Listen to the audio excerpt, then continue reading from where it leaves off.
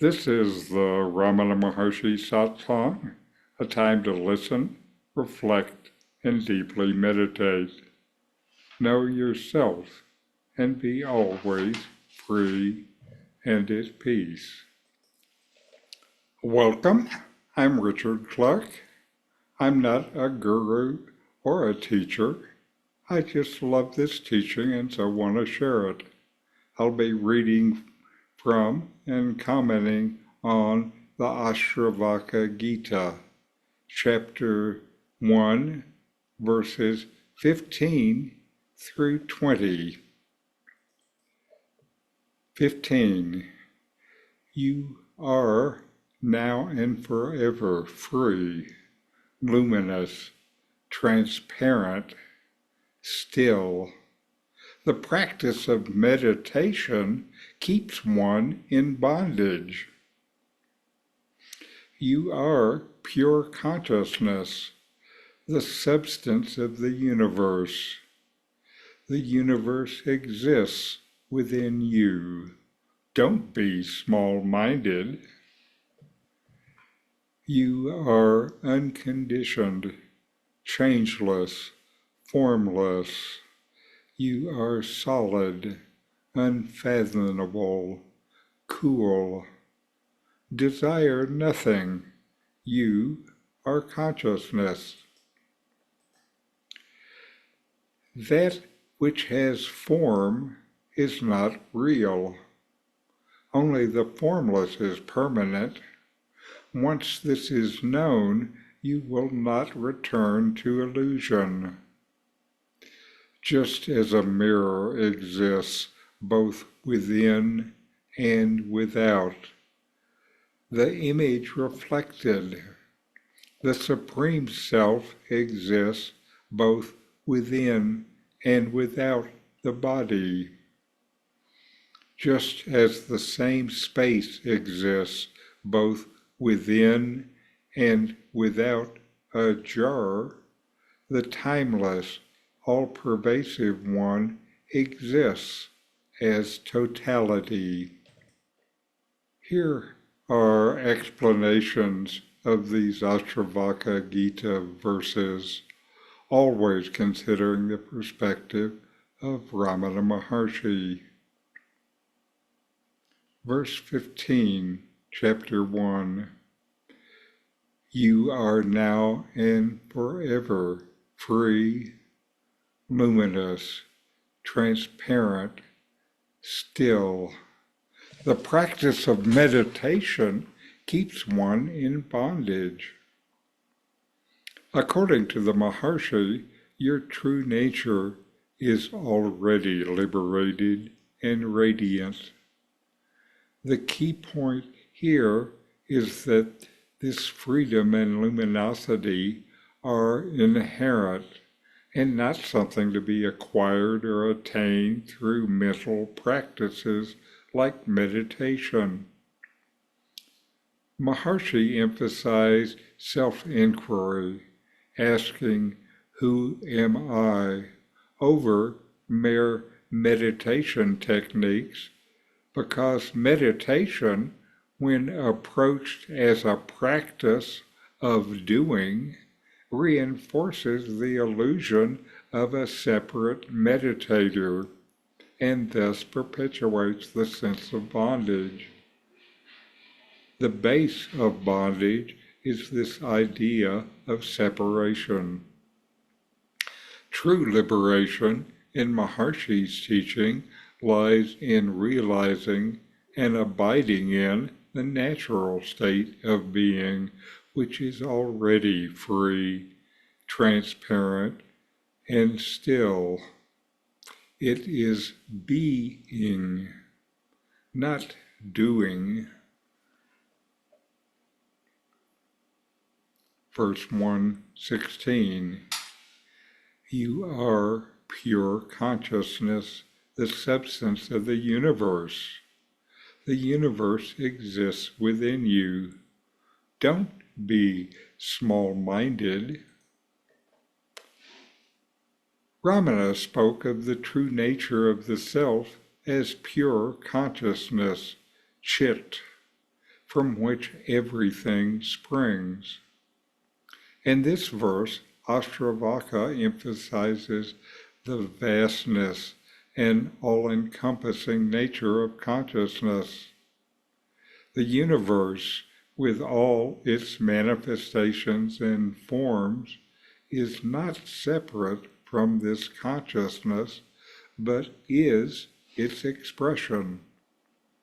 Ashtavakra encourages you to transcend limited perspectives and expand your awareness to embrace this boundless reality. Being small-minded here refers to clinging to limited identities and beliefs, which obscure the understanding of your true nature as universal consciousness, holding to the small mind instead of the vast reality of being. Verse 117. You are unconditioned, changeless, formless. You are solid, unfathomable, cool. Desire nothing. You are consciousness. This verse underscores the attributes of the self as unconditioned, changeless, and formless, which are Ramana's core teachings. The Maharshi taught that the self, Atman, transcends all conditions and remains eternally unaffected by the play of phenomena. Being solid, unfathomable, cool refers to the serene and unshakable nature of consciousness. Desirelessness is emphasized because desires arise from a sense of lack or incompleteness, which is contrary to the realization of one's true nature as consciousness. Here, there is nothing other than the self, so there's nothing else to desire. 118. That which has form is not real. Only the formless is permanent. Once this is known, you will not return to illusion. Ramana Maharshi's teachings echo the essence of this verse, emphasizing the transient and illusory nature of forms and phenomena. This is the meaning of the world is not real. The Maharshi taught that the ultimate reality is formless and eternal, beyond the realm of appearance and disappearance, beyond coming and going. Knowing this truth liberates you from being entangled in the ever-changing world of form and leads to the recognition of the unchanging reality. This self-knowledge and realization is pivotal in dispelling the illusion of separateness and impermanence. 119. Just as a mirror exists both within and without the image reflected, the Supreme Self exists both within and without the body. This verse uses the analogy of a mirror to illustrate the nature of the Supreme Self, Brahman. Just as a mirror reflects images both inside and outside itself, the self permeates both within and beyond the physical body. Ramana used the analogy of the mirror to explain that the self is the witness of all experiences, both internal and external. This teaching invites you to recognize the all-pervasive nature of the self, which is not confined by bodily limitations. The self knows these ideas, but is not touched by any of them. Verse 120. Just as the same space exists both within and without a jar, the timeless, all-pervasive One exists as totality. In this verse, the analogy of space within and outside a jar is used to convey the omnipresence and timeless nature of the Supreme Reality. Ramana Maharshi emphasized that the One, Brahman, is indivisible and encompasses all existence. Much like space is not confined by the container, the jar. It is space within the jar and outside the jar, and when the jar is removed, nothing but space remains. This teaching points to the transcendental nature of the self, which is not limited by any particular form or boundary, but pervades everything as totality. These verses from the Ashtavakra Gita emphasize the inherent freedom and luminosity of your true nature, and caution against the misconception that meditation practices can create this state. It's a matter of being, not doing. The verses highlight the essence of pure consciousness as the substratum of the universe, and urge you to shift from the limited perspective of the ego and embrace the unconditioned, formless, and desireless nature of the self, your self, the only self that there is. So inquire, know yourself, and be always free and at peace. And now we have a video from Nome, Infinite Eternal Light.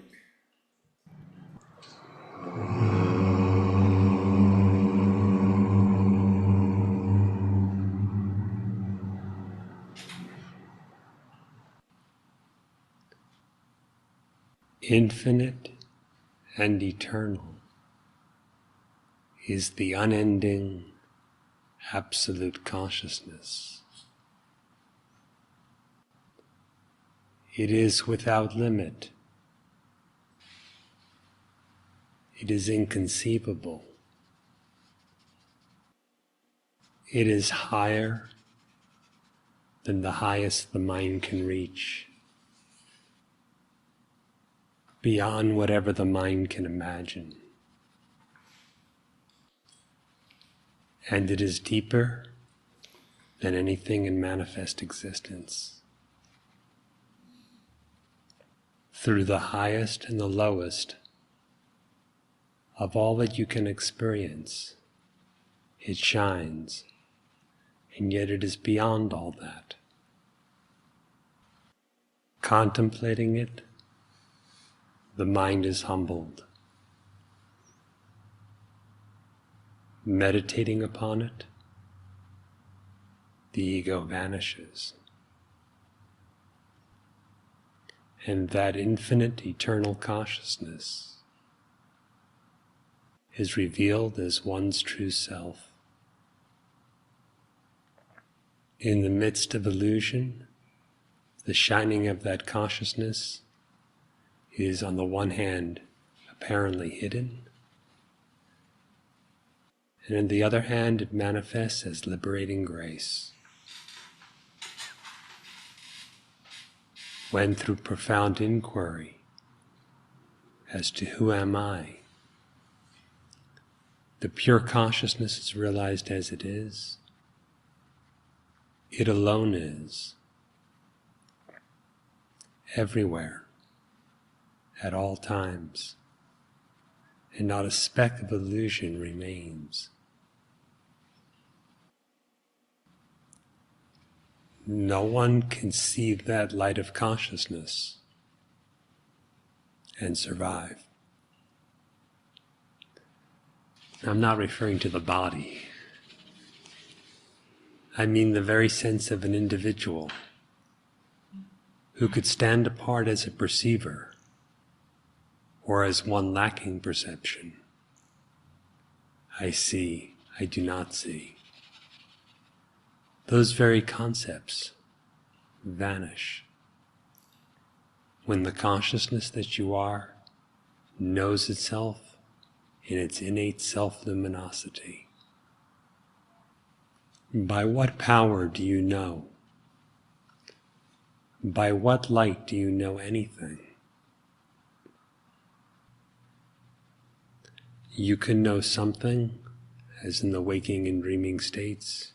You can know nothing, as in a deep sleep state. But what is the light of that knowing, which transcends the something and the nothing?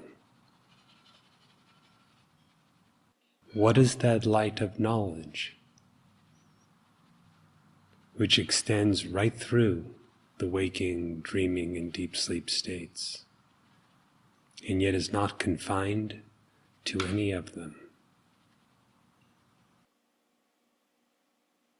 The knowing should be turned in upon its source.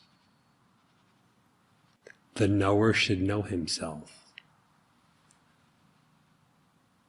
If the knower knows himself, the nature of the knower is knowledge.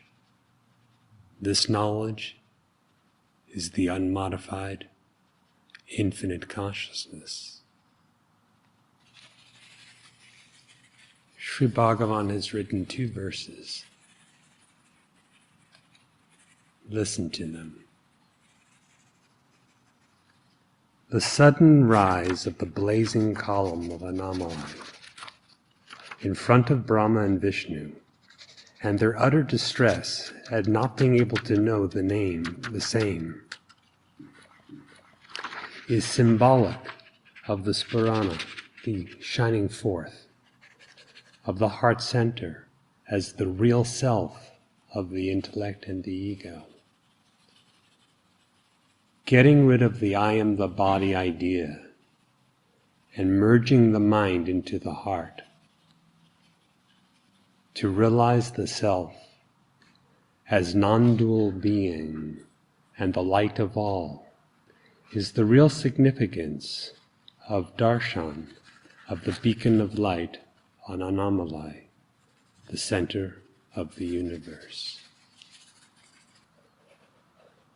Inquire within to discern the real self. It appears in illusion as if an ego, an individual. But from where does that I sense actually derive? From where does the sense of identity come? In delusion it masquerades as a mind, but where does the light of the mind come from? Getting rid of the I am the body idea and merging the mind into the heart, meaning dissolving the mind's form, into the very center of you, which is quite free of any connection with the body. to realize the self as non-dual being in the light of all. It is the undivided Sat-Chit being consciousness. This is truly the heart, the center of you. To eliminate the body idea and the ego idea, and to know yourself as only being consciousness, which is without beginning and without end, the ever-free and the self-luminous. This is the real significance of the darshan. This is the light to be seen. By what light do you know?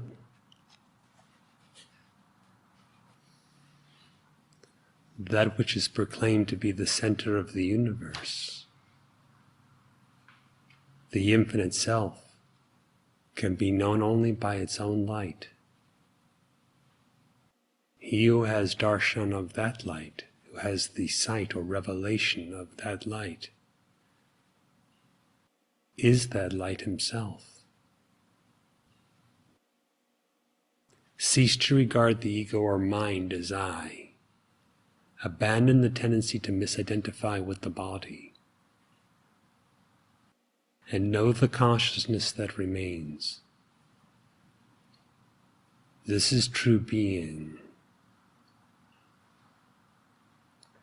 It is this that is unending, the infinite and the eternal, the one that alone exists. And now we will take a few minutes and inquire to make this our experience.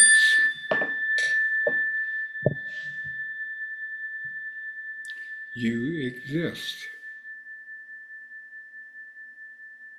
Notice that you exist, and you know that you exist.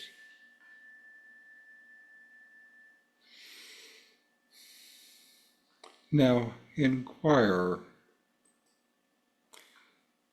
what does it mean for the universe to exist within you as pure consciousness?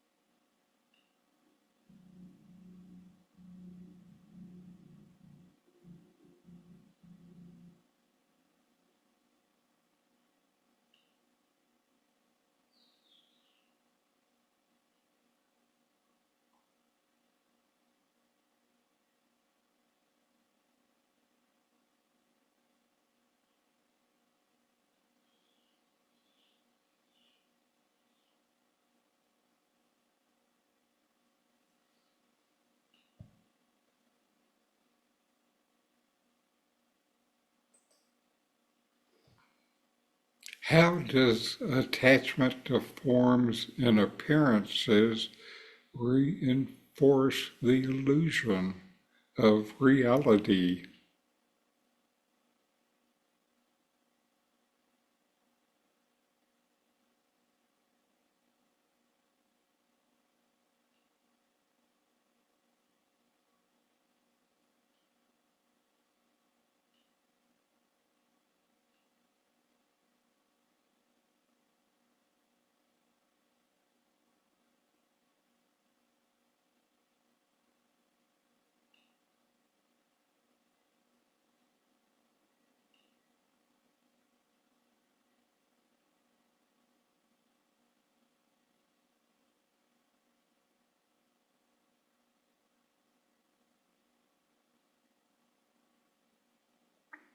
What is real?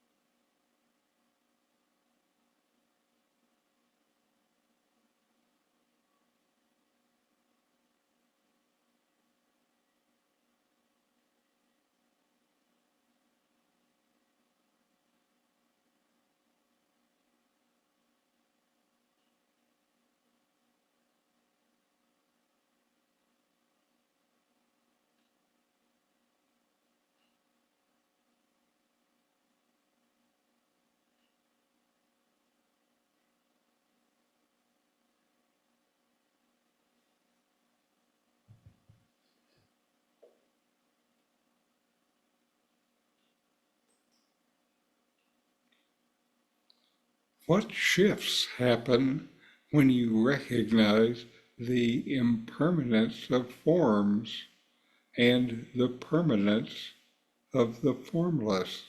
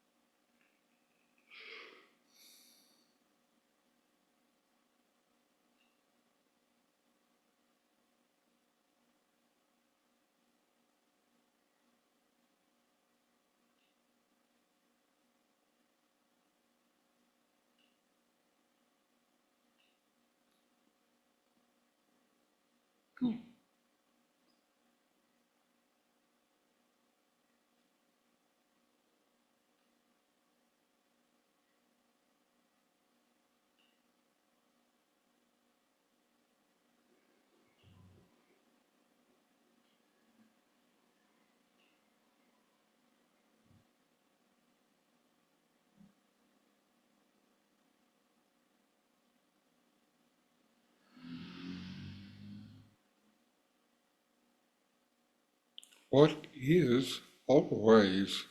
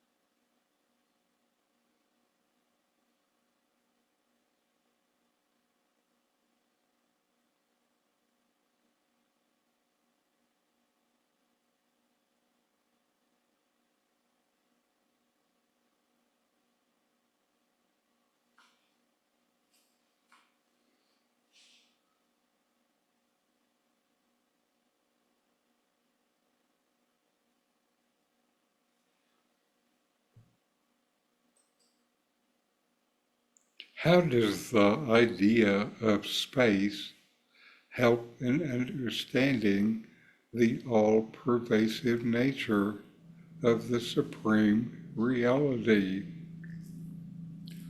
What is space like within you?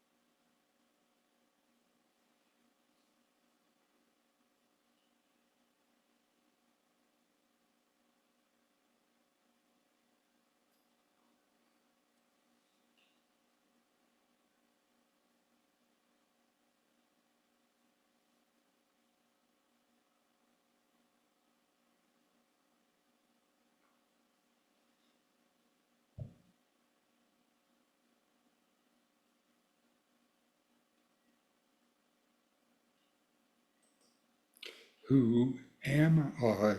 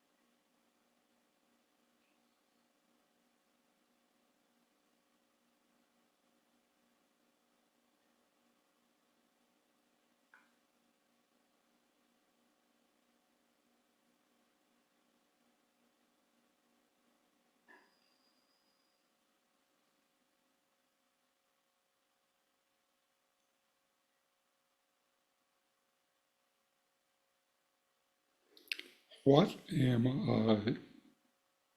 What is the nature of my existence? What actually exists?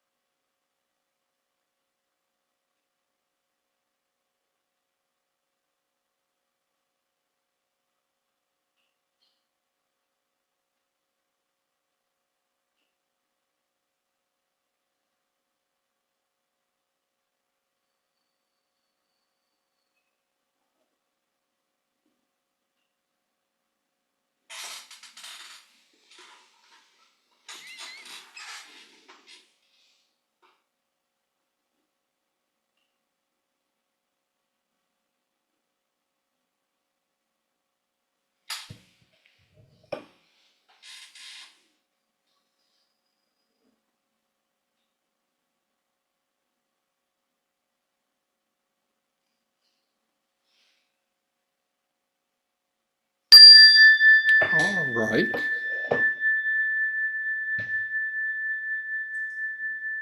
And we have our chant.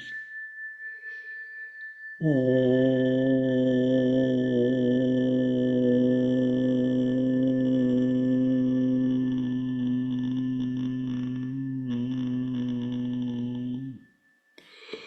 Shanti, Shanti, Shanti. Om. Peace, peace, peace.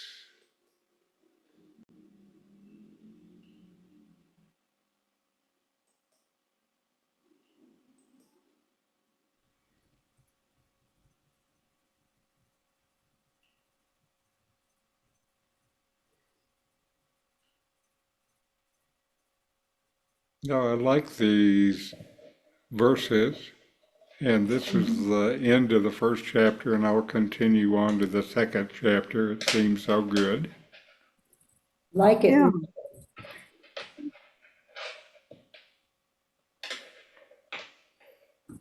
It's more, I don't know, it's got more warmth to it than the Ribhu Gita. Uh-huh. Good That's point. right. Right. Yeah. Well, I think the Ribhu Gita is like Nome, an example of impersonal love. Uh-huh. And that's confusing to a lot of people. Yeah. Yeah. Well, there's nothing like having a problem with the body, as we all know, to Yes. pull your attention away Uh-huh. and onto it. Yes. Yes. I know it still uh, impresses me how Ramana, when he had the cancer, it didn't seem to be a problem. Yeah. It's kind of a high bar, isn't it? Yes, it Yeah, is. say. Also, Nome laughing about his Parkinson's. Yeah.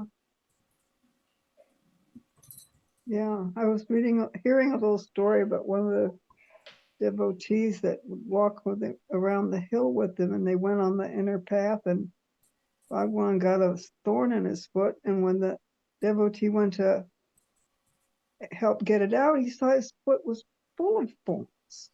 This just happened to be a big one, and said he's been walking on that this whole time. Yeah, he was surely not the body, which is good news for all of us. Yes, yes, it is. But it still reminds me of, kind of spiritual practice that needs to be done. Yeah. Ramana said pretty clearly that, there is this kind of interval between the first time you have experience and then final self-realization. And that interval is really populated by your vasanas, your tendencies. Yes. Absolutely. And I think, my experience, it's a gradual process. There's vasanas that are pretty weak now that used to be pretty strong. And so it just takes its own course. And as he told many, he said, you don't know what your progress is. Just be quiet. Right, I right, know how you're doing. right. Yeah. So that's Yes, hopeful. I understand that. And at the same time, for 60 years, I've used the Zen story of the 10 bulls to kind of, for me, to mark my progress. And, I still feel like in that metaphor, kind of I'm at the place riding the bull home. Mm-hmm. the bull knows where to go, so you don't have to guide him anymore. Well, that's true. Yeah. Yeah. That's why they show the picture of him there just playing the flute. Yeah. Hmm. And I feel like that's progress. When I first knew about the story, then I identified myself at number 2, searching for the bull. It's there somewhere. Yeah. Right. Yeah, that's a great. Well, I still say, don't count your bulls. I think you're right, Carol. Yeah. Well, Anyway, as always, it's good to be together. yeah. And I hope everybody could get through with their body problems. Nice, and that's your guide, so let's sign off. Okay, I gotta answer the phone anyway. Bye-bye, friends. Bye. Namaste. These videos bring Ramana's teachings into your direct experience. Click subscribe to see more. Click thumbs up to like, and send questions and start a dialogue with a comment.